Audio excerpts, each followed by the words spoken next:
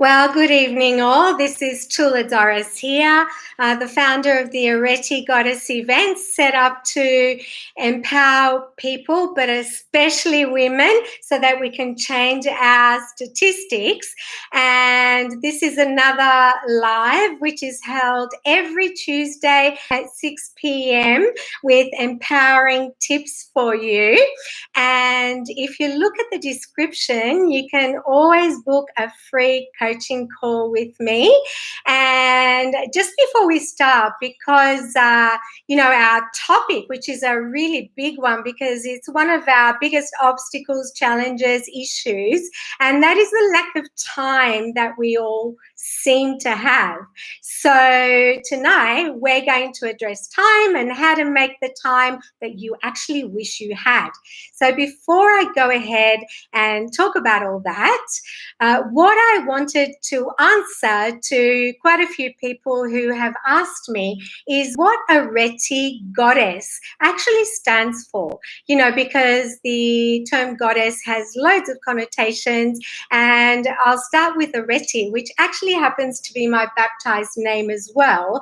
And Areti, or Areti, as it is pronounced in Greek, was a goddess in ancient Greek mythology, and she represents highest potential, excellence, virtue and justice, all of those good things. And goddess is being all of who we are, being authentic, genuine, and all of who we are, goddesses. So that's what that is all about.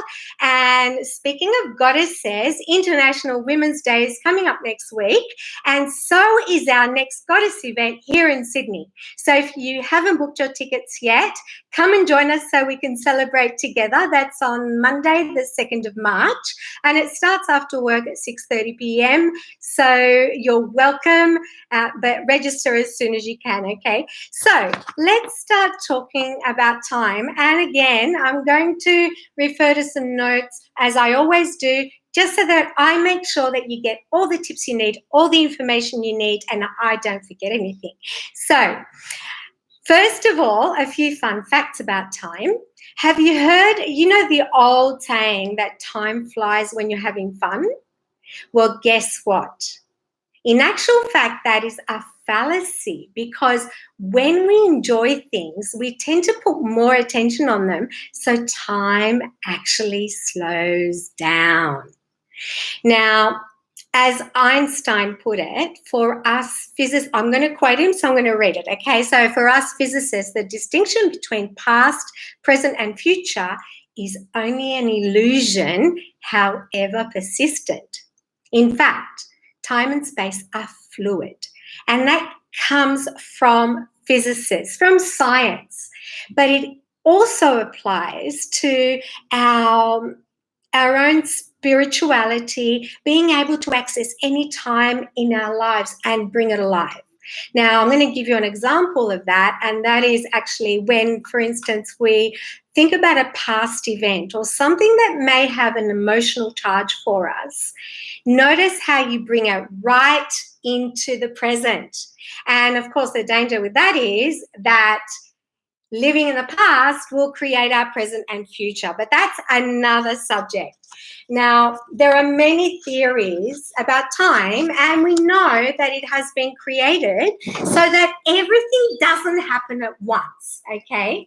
Now, the thing is that how we're going to work today is with the illusion of time. Now, time and money, as a coach, my clients seem to bring up those two issues as their biggest issues, time and money. So I think it's about time we create more time, and that is why tonight's YouTube Live is a common thing. We say we're racing, we're running late, we have delays, we have stress, we have kids, we have work appointments, we have health issues that stop us from doing things, meetings, we're busy, busy, busy. And it's all a race, it's a rush. And the thing is that we're not generally happy about it, are we? So, in fact, I'm going to ask you a question now. When was the last time you stopped and actually had a bit of fun? So, Right now, we're going to move on to how to create time. And of course, we all have the same amount of time every single day, though I have to say for the young ones, time moves slower than it does for us older kids. The more we grow, the faster time flies. So Einstein's theory, again, of relativity states that the closer one is to Earth, the slower time goes. So that's another interesting fact. So why then do you think that some of us have time to, say, for instance, do lunch or go for a massage or lounge around while others are literally slaving away and run off their feet? Here's a little secret for you. It's all about the choices we make and our highest priorities. And we're going to get to that later. So let's start with some really practical, quick tips. And the first tip I'm going to start with, which is something you can practice right now, and you can practice anytime, that will give you time and space, even if you're in a very busy work environment, even if you're run off your feet with kids, and that is breathing. I'm talking about deep, slow abdominal breathing. The thing is that us Australians especially is known to be chest breathers. When we breathe into our chest instead of our abdomen, that's anxiety, actually. So whilst babies, for instance, breathe the right way, and we breathe the right way when we sleep, we don't generally remember to breathe correctly, especially when we're rushed. In fact, sometimes when we're really rushed or we're anxious, we actually forget to breathe. We stop breathing. So the first tip I have for you that will give you time and space in any given situation is breathing.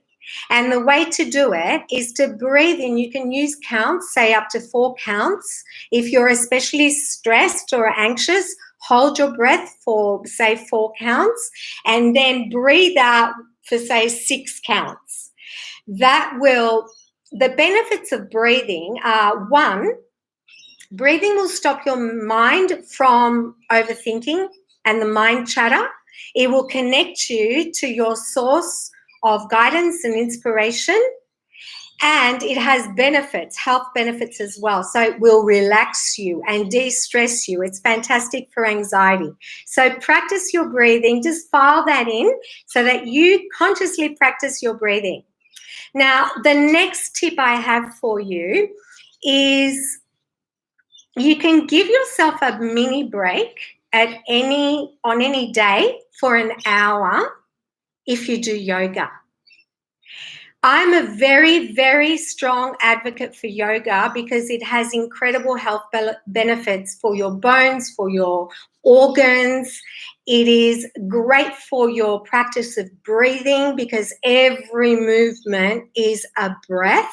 So you really learn how to breathe properly, which means it's fantastic if you suffer from anxiety, for instance. And the absolutely favorite benefit that I know of yoga is that it releases cellular trauma. Now, I go to yoga combined with sound healing, which has a double benefit. And the best thing about it is because you're so focused on your breathing and every movement you take, you literally feel like you have a holiday every single day or as often as you do it for 1 hour. So that's my tip on yoga. The next tip I have for you, and these are all practical tips, okay, is to put your time to good use. So what does good use mean? It's a pretty subjective term, but it could mean that you don't get as much out of your time as you can. So these next tips are going to give you some practical solutions to get more out of your time. The first one is work. And of course, you might say, well, that's a hard one. It's not easy cutting time from work. But what we can do is focus on doing the right things when it comes to work. So the things that have the most valuable outcome. For instance, you can outsource certain tasks to virtual assistants or delegate to other people that aren't useful to you and what you need to do. That's just one example where you can reclaim some work hours. Another tip I have for you to do with work is email. Ask yourself how many times a day you check your email. And if you check your email every couple of hours, limit that to a couple of times a day. And that goes for internet use as well.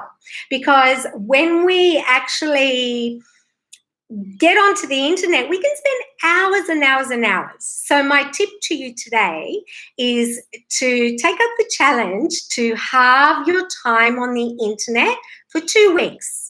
And just see how you go. Which brings me to the next tip I have for you, and that is a big one for all of us, and it's television and Netflix. We all love Netflix, right?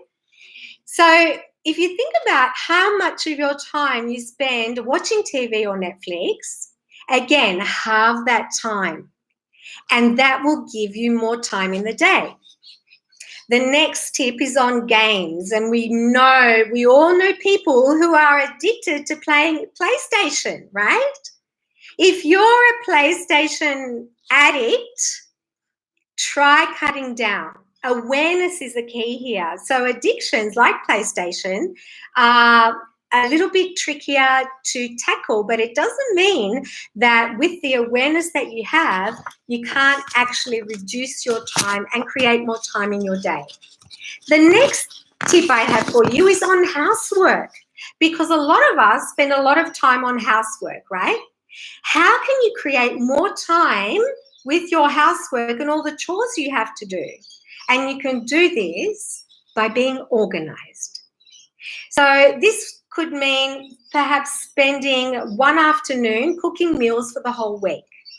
Or it could mean that you're tidy and you're organized so you don't have to spend so much time on housework. Another tip I have for you, which again is practical, is to put your in-between times to good use. So often when we're waiting in a queue or in transit, either driving or on public transport or just waiting for appointments, that is time that we waste. How about doing things like listening to some audio or reading a book or even thinking about making decisions while you wait or even making plans? So there's some good uses for your in-between times. Another tip I have for you is on relationships. And we all know how important relationships are. However, and I'm talking about relationships in general here, if your relationships are taking up all of your time and putting you out of balance, especially if they're relationships that are not mutual, equal in value to each other, then I would advise you, my tip to you would be to cut down on those relationships and the time you spend with those people and instead spend time with people who are actually supportive, encouraging, and perhaps on a higher vibration to something you aspire to, and that will make good use of your time. Now, the next tip I have for you is one of the biggest obstacles that women talk about, and that is kids, having kids. A lot of women will say, I do not have time, I have kids. And the thing about having kids, again, is it can become a bit of a crutch, a limiting belief that we have. And I know this for a fact because while some mothers will say, I don't have time, I have kids, there are other mothers who are even single mothers who find the time. And again, it comes down to priorities. And I specifically refer to the time to invest in yourself. Because unless you invest in yourself, how can you possibly look after other people? It's the same kind of example I've mentioned before of being on a plane and the plane being in trouble and you having to put your mask on first before you can help someone else.